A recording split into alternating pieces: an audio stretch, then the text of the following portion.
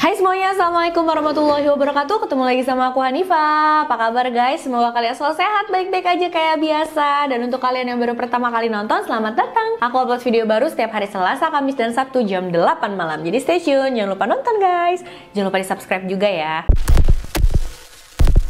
Kasusnya kali ini plot twist banget guys. Alurnya benar-benar nggak disangka. Tentang cinta segitiga yang aneh banget. Plus melibatkan satu wanita mematikan juga. Jadi makin rumit, makin bikin geleng kepala. Karena ceritanya lumayan panjang, jadi tanpa basa-basi lagi, langsung aja yuk kita bahas kasusnya.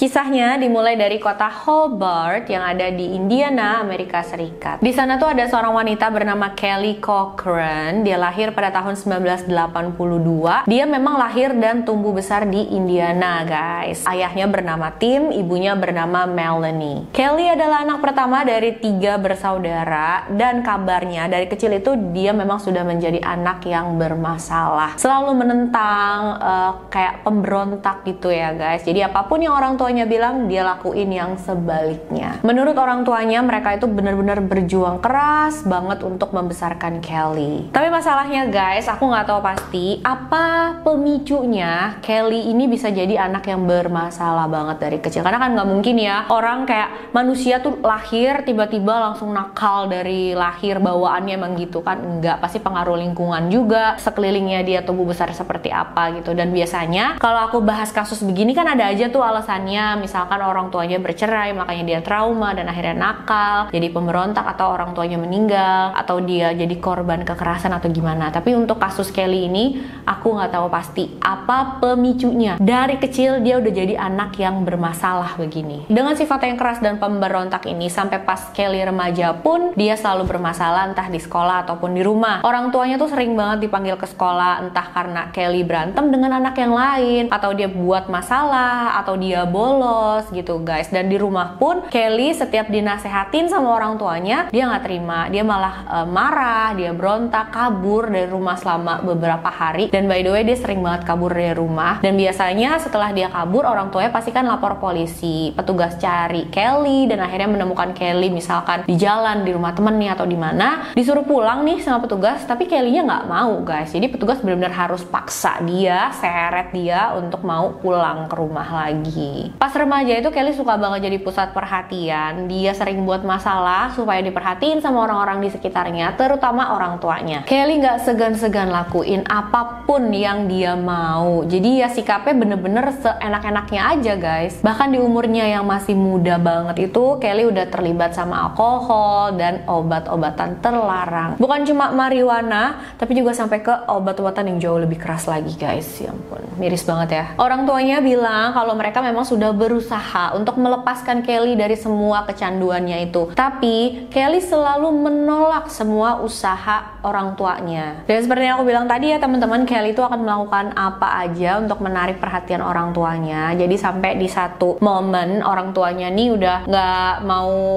peduli lagi tuh. Bukan nggak mau peduli, kayak udah mau lepas tangannya. Udah deh kalau emang kamu itu aduh udah susah deh, terserah kamu, suka-suka kamu gitu. Dan Kelly nggak mau kalau orang tuanya kayak gini. Makanya dia langsung berusaha menarik perhatian orang tuanya lagi. Terus dia ngomong sama orang tuanya, oke deh aku berubah, aku janji akan berubah jadi anak yang lebih baik lagi, aku janji nggak minum-minum alkohol lagi, nggak pakai obat-obatan terlarang lagi gitu. Tapi ya sayangnya ini cuma dia lakuin untuk menarik perhatian orang tuanya aja. Kelly tetap nggak berubah. Karena udah nggak kuat sama kelakuan Kelly yang keterlaluan banget ini, akhirnya ibunya Kelly yang bernama Melanie, dia memutuskan untuk mengusir atau menyuruh pergi Kelly dari rumah gitu ya. Kelly, kamu pergi deh dari sini, jangan balik lagi ke rumah ini kalau kamu belum berubah. Setelah keluar dari rumah orang tuanya itu, Kelly daftar kuliah jurusan psikologi di salah satu universitas di sekitar sana. Uangnya dari mana? Biayanya itu dia dapat dari ya dia kerja-kerja magang gitu guys. Dan dia pakai untuk belajar atau kuliah di universitas itu. Dan walaupun saat itu Kelly masih kecanduan alkohol, obat-obatan terlarang, tapi dia terkenal sebagai mahasiswi yang pintar dan berbakat di kampusnya. Dia selalu jadi yang terbaik di kelasnya. Tapi ada satu komentar dari orang tuanya yang bilang, menurut orang tuanya ya guys, Kelly mengambil jurusan psikologi di universitas tersebut cuma supaya dia itu bisa lebih pintar, lebih jago untuk memanipulasi orang lain. Dan aku nggak tahu juga kenapa orang tuanya bisa sampai berpikir begini ya teman-teman. Pas lagi kuliah itu juga lah Kelly bertemu dengan seorang pria yang bernama Jason. Jason umurnya 4 tahun lebih tua dari Kelly dan mereka adalah tetangga waktu kecil. Jadi dari kecil sih mereka tuh tetanggaan. Padahal pas mereka tinggal deketan itu katanya tuh mereka nggak pernah teguran ataupun ngobrol gitu guys. Tapi pas udah dewasa ketemu, malah menjalin hubungan asmara, mereka ngerasa cocok. Setelah beberapa lama Kelly kuliah, dia ditelepon sama ibunya, Melanie, dan Kelly disuruh pulang ke rumah. Kenapa? Karena ternyata neneknya meninggal dunia guys. Ya pastinya saat itu Melanie lagi sedih banget ya ibunya meninggal, dan itu membuat dia pengen anaknya pulang dong rumah gitu, kayak pengen ngumpul lah sama keluarga yang lain gitu kan, habis kehilangan anggota keluarga yang satu. Terus dia keingetan gitu sama anaknya, dia telepon Kelly suruh pulang ke rumah. Dan Kelly bilang, iya nggak apa-apa aku mau. Tapi ada satu syarat katanya. Dan syarat dari Kelly adalah Jason, pacarnya, boleh ikut pulang juga dan tinggal di sana guys. Ya karena Melanie pengen banget menyatukan keluarga lagi, jadi Melanie mengizinkan Kelly untuk membawa Jason pulang ke rumah, tinggal bareng sama mereka di sana. Pas mereka ada di rumah itu ya, suasana rumah jadi berubah total. Dari yang tadinya damai, tentram, baik-baik aja, ada mereka langsung tegang gitu guys, karena setiap harinya mereka tuh berantem terus. Menurut orang tuanya, dalam hubungan Kelly dan Jason, Kelly itu memang dominan banget, mengontrol, mengendalikan banget. Kelly yang atur semua dalam hubungan itu dan Jason ngikut aja. Lebih parahnya lagi, Kelly dan Jason itu sama-sama kecanduan dengan alkohol dan juga obat-obatan terlarang. Jadi kayaknya emang mereka cocoknya karena faktor itu juga ya guys. Karena itulah keluarganya Kelly juga sebenarnya udah berusaha katanya untuk masuk ya ke dalam hubungan mereka dan nasehatin mereka, aduh berhenti deh konsumsi alkohol dan obat-obatan itu cuma menghancurkan kalian lah, pokoknya di segala macam dinasehatin, tapi ya nggak berhasil, mereka tetap begitu aja. Pada bulan September 2002, Kelly dan keluarganya ribut besar guys, karena ternyata Kelly itu ngomong ke keluarganya dia mau menikah dengan Jason, dan keluarganya pasti nggak setuju. Mereka mikir, aduh ini keadaan bisa makin parah kalau mereka menikah, bukannya jadi makin baik. Tapi ya sayangnya keluarga tetap nggak bisa mencegah. Nggak lama setelah Kelly ngomong begitu, Kelly dan Jason benar-benar menikah. Acara pernikahan mereka berjalan dengan normal, tapi yang nggak normal udah mulai terjadi di malam setelah mereka menikah itu guys. Kelly dan Jason melakukan perjanjian darah. Jadi mereka punya satu kesepakatan, kalau ada salah satu dari mereka yang berselingkuh, pihak atau orang yang berselingkuh itu harus menghabisi selingkuhannya di depan pasangannya. Jadi kalau misalkan Kelly selingkuh sama cowok lain, terus ketahuan nih sama Jason, ya Kelly harus menghabisi selingkuhannya itu di depan Jason. Begitu juga sebaliknya.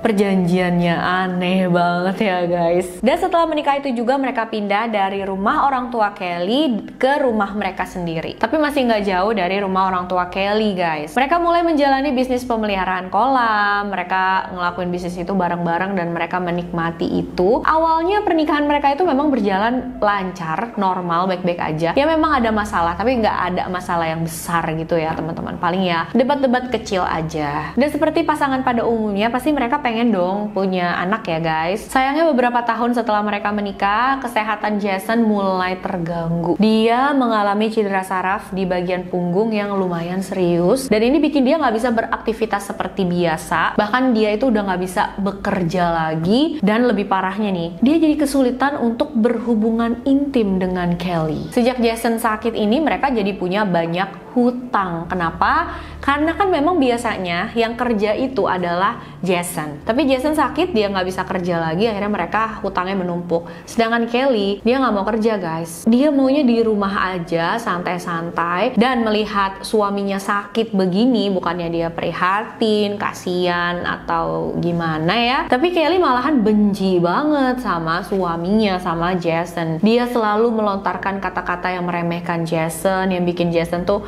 ngerasa yang nggak berharga lah. Karena Kelly tuh kalau udah marah, dia pasti langsung mengungkit semua kekurangan Jason, kayak kamu ya gak bisa berhubungan, gak bisa cari uang, kamu tuh bukan suami yang baik, kamu bukan suami yang pantas buat aku, gitulah teman-teman. Tanpa harus dibilang gitu aja, Jason pasti udah shock banget ya, dia gak bisa melakukan segala macam hal itu seperti biasa. Apalagi dibilang gini sama Kelly ya, pastinya dia makin shock, makin depresi gitu teman-teman, karena semua hal ini mereka sering ribut besar. Bahkan satu waktu ya, mereka ribut tuh saking besarnya Jason sampai ambil pistol dan diarahin ke Kelly. Tapi ya untungnya Jason gak sampai beneran memakai pistol itu untuk menghabisi Kelly teman-teman. Dan luar biasanya setelah kejadian seperti ini pun mereka masih tetap bersama guys, hidup bareng, tetap jadi statusnya ya suami istri. Tapi setelah itu mereka merasa wah kayaknya harus ada yang dirubah nih dari rumah tangga kita supaya bisa jadi lebih baik. Akhirnya mereka memutuskan untuk pindah dari daerah sana ke daerah Michigan, tapi mereka itu rumahnya di area berhutan yang sangat dingin dan agak terpencil gitu. Sebenarnya orang-orang di sana ngerasa aneh juga, kenapa ya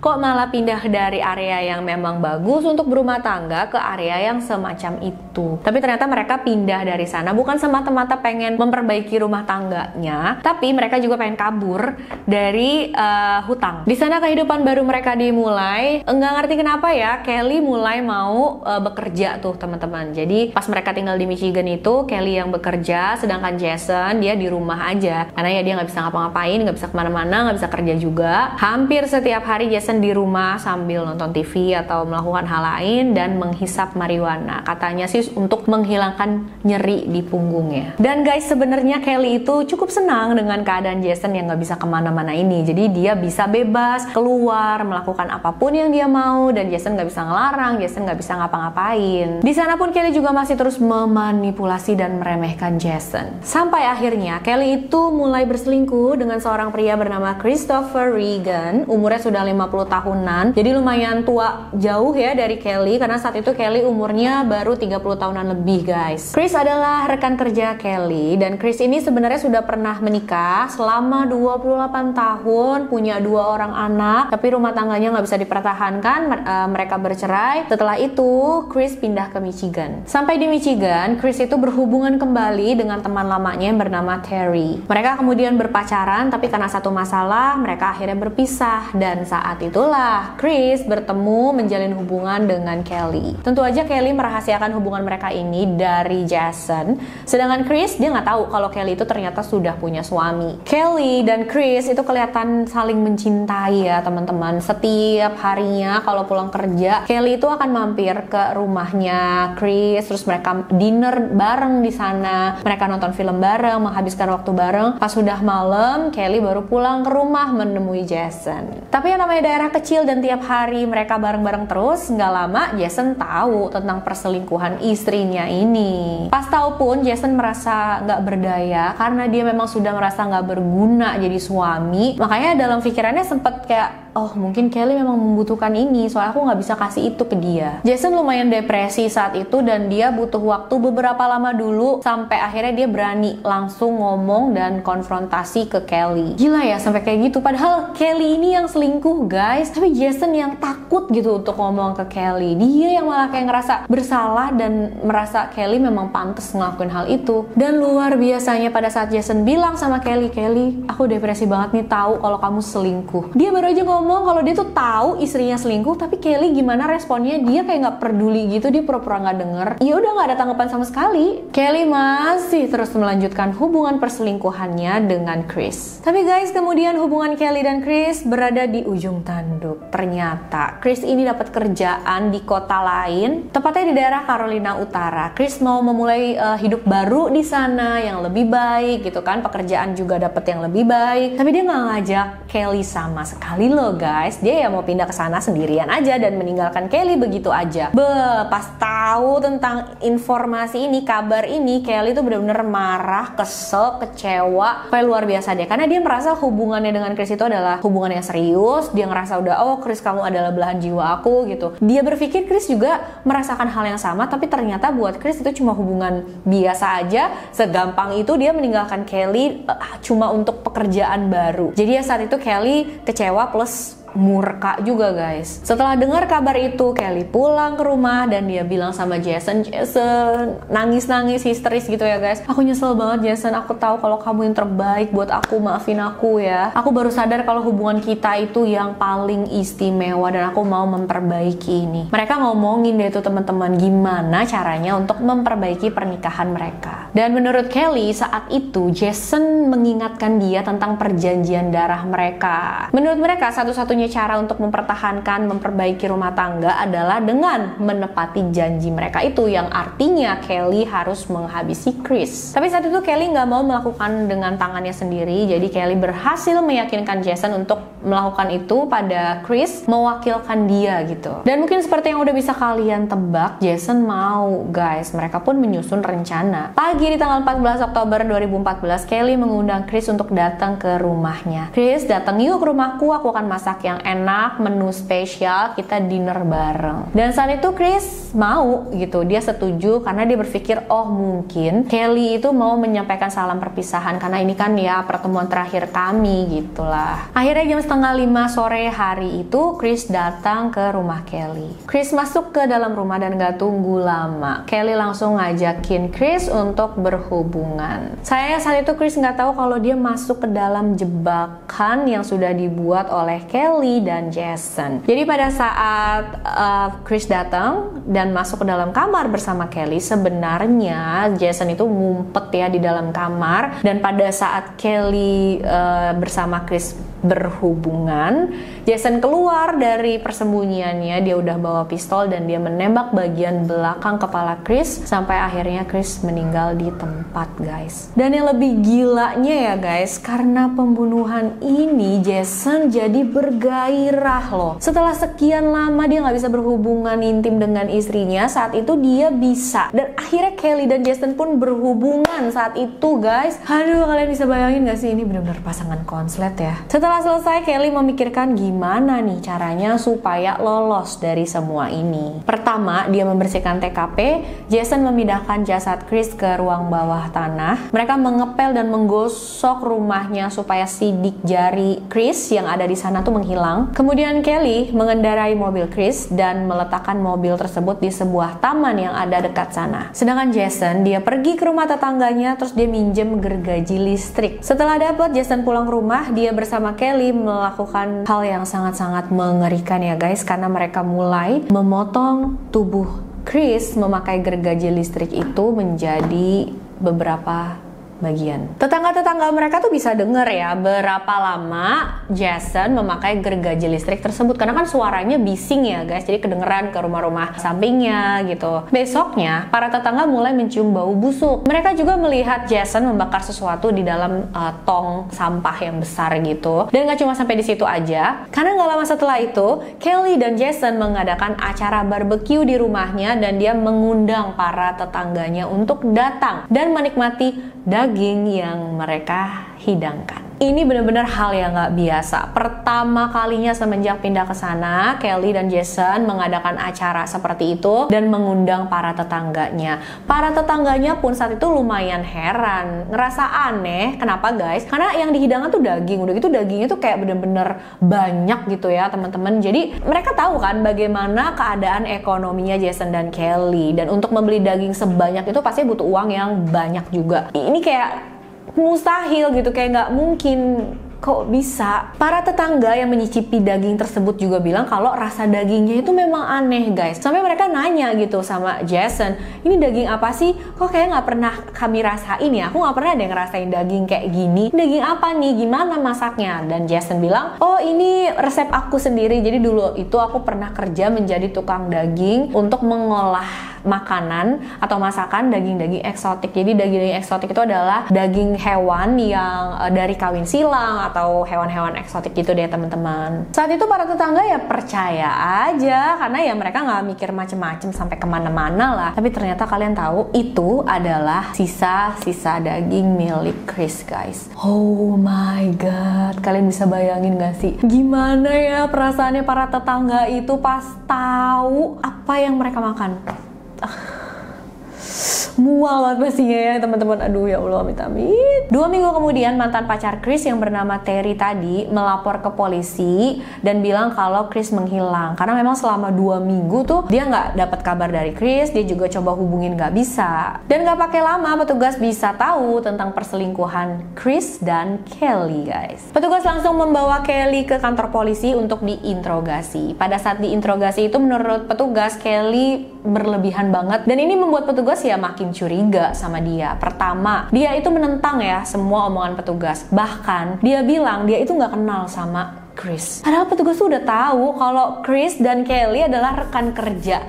Rekan satu kerjaan, masa nggak kenal? Kan nggak mungkin banget ya teman-teman. Tapi kebohongan Kelly itu bukannya bukti kalau dia yang bertanggung jawab atas hilangnya Chris ya teman-teman. Jadi saat itu petugas belum punya bukti kuat. Akhirnya mereka dengan terpaksa mau nggak mau membebaskan Kelly. Sementara itu petugas yang masih terus mencari bukti-bukti yang lebih kuat. Dan penyelidikan mereka membuahkan hasil. Petugas mendapatkan beberapa petunjuk, informasi dan bisa dibilang ya bukti juga nih teman-teman. Yang pertama, dari sinyal handphone antara Chris dan Kelly itu menunjukkan yang memang handphone mereka itu berada di area sama sering banget ya guys. Petugas juga menemukan bercak darah di rumahnya Jason dan Kelly. Belum lagi kesaksian dari para tetangga yang bilang memang mereka mendengar suara gergaji listrik di rumahnya Jason dan Kelly pada malam Chris menghilang. Dan anehnya Jason itu memakai gergaji listrik tersebut semalaman, sepanjang malam guys. Para tetangga itu pastinya juga cerita tentang daging eksotik